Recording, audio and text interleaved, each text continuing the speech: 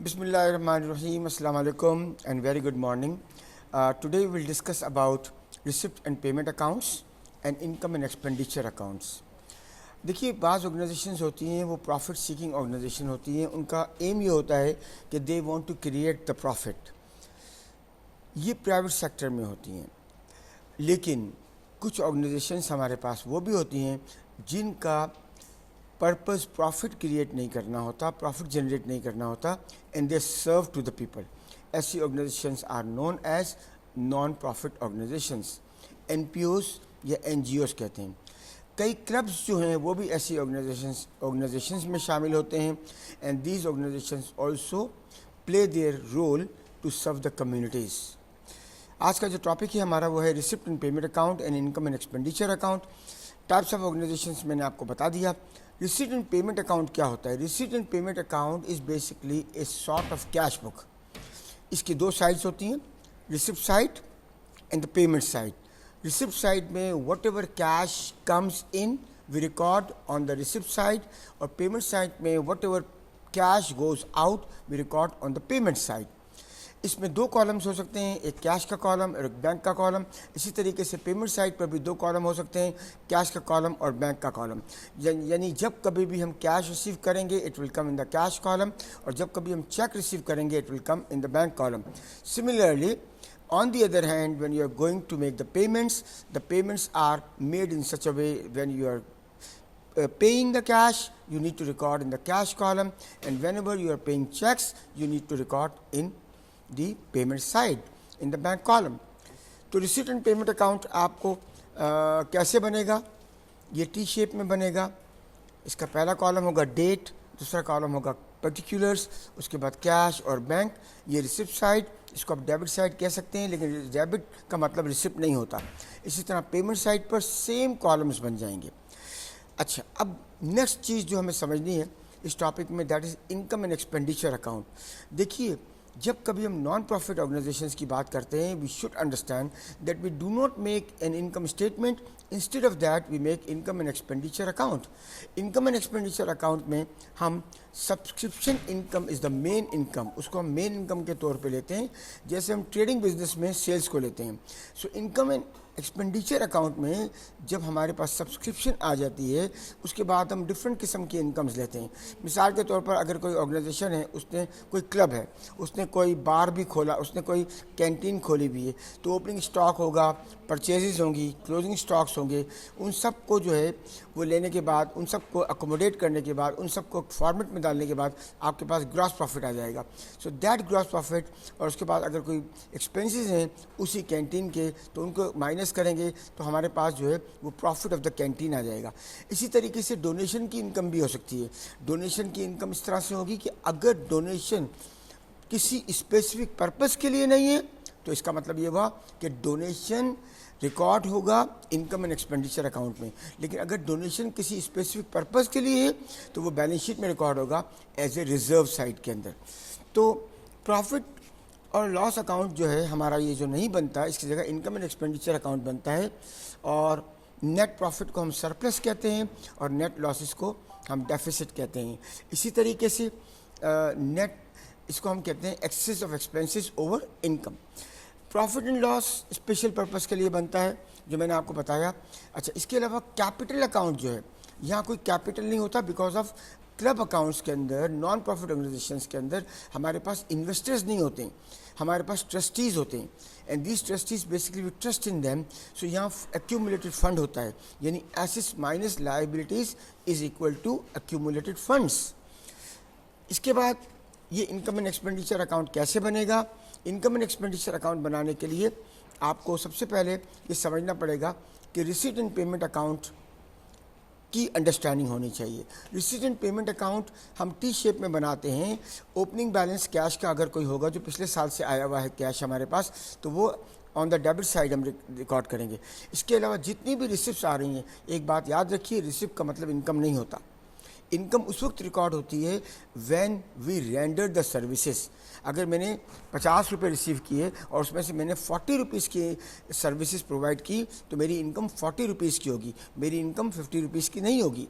इसी तरह एक्सपेंसेस का ताल्लुक کیش سے نہیں ہوتا. ایکسپینس کا تعلق ہوتا ہے سروسز رینڈرڈ, سروسز پرووائڈ کرنے سے. If you provided the services, it means you need to record the expense. اس کا مطلب receipt and payment account میں whatever payments on the payment side, whatever payments have been given, these are not your expenses. You are supposed to see the adjustments.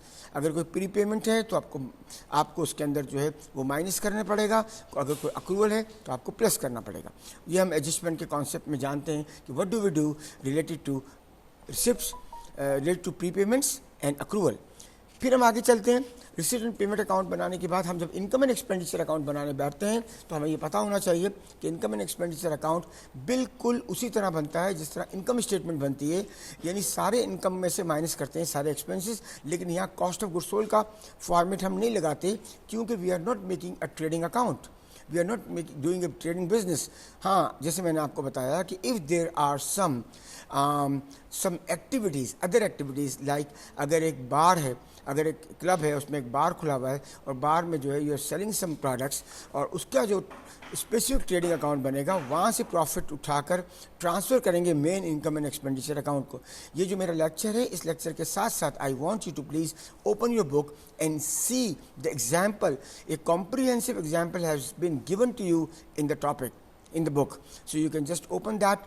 اور steps کے اندر آپ stages پڑھتے جائیں گے. اس کتاب میں بہت اچھا اسٹیجز میں دیا ہوا ہے.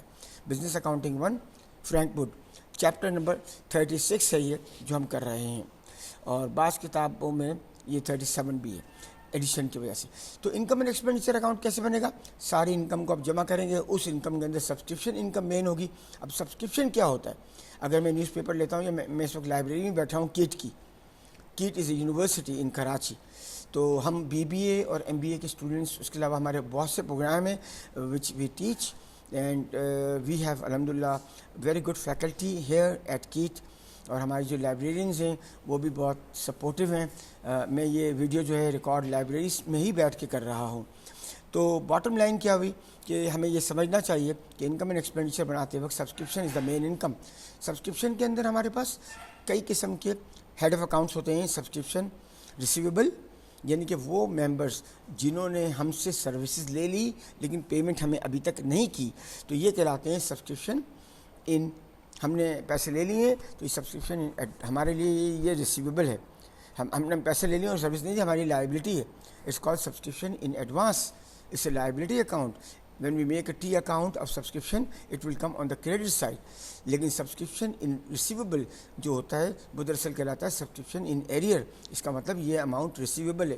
اس کا مطلب یہ ہوا کہ we have provided services to some of the members of our library اور the club, but we did not receive the money. تو یہ اکاؤنٹ ریسیویبل کی طرح سے بیہیو کرتا ہے. اس کا opening balance will come on the debit side in the T account, the closing balance will come on the credit side in the T account. Similarly the opening balance of subscription in advance will come on the credit side because it's a liability, and the closing balance will come on the debit side. اور اس کے علاوہ جو cash ہمارے پاس آیا ہے تو ہم انٹری کیا بنائیں گے؟ Cash debit subscription credit. But that subscription is not the income.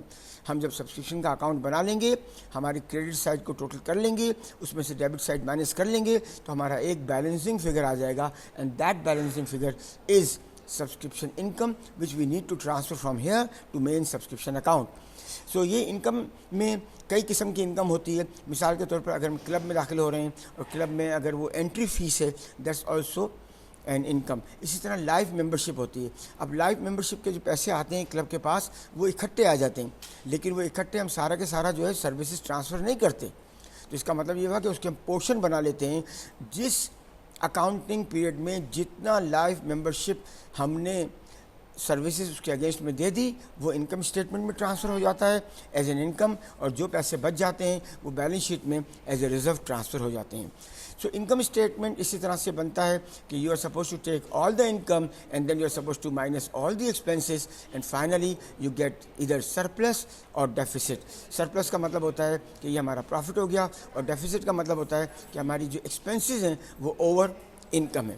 اس کے بعد بیلنس شیٹ جب بنتی ہے تو بیلنس شیٹ اسی طرح سے بنتی ہے جس طرح سے نارمل بیلنس شیٹ بنتی ہے. اس میں صرف 2-3 چیزوں کی چینج آتی ہے. نمبر 1, ہمارے پاس اکاؤنٹ ریسیویبل کی جگہ سبسکرپشن ان ایریئر آ جاتا ہے. ہمارے پاس اکاؤنٹس پیبل کی جگہ سبسکرپشن ان ایڈوانس آ جاتا ہے. ہمارے پاس ایکیومولیٹڈ فنڈز جو ہوتا ہے وہ کیپٹل کی جگہ آ جاتا ہے.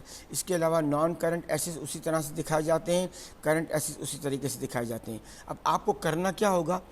آپ کو کرنا یہ ہوگا, اچھا یہاں پر ایک امپورٹنٹ بات ہے کہ جو لائف ممبرشپ ہے اس کو ہم سارا کی سارا جو ہے وہ انکم اسٹیٹمنٹ ٹرانسفر کیوں نہیں کرتے؟ Due to prudence concept. Life membership میں نے آپ کو سمجھا دی. Entrance fees is an income account. آپ کو کرنا یہ ہے کہ you are suppose to read the book. اس کتاب میں ایک ایگزامپل دی ہوئی ہے. Please read the example in a very proper way and then start solving the question. If you find any difficulty you can always shoot me an email, accountsteacher@gmail.com. I hope so that life will be nice to you. Thank you very much. Assalamu alaikum. Pakistan Zindabad.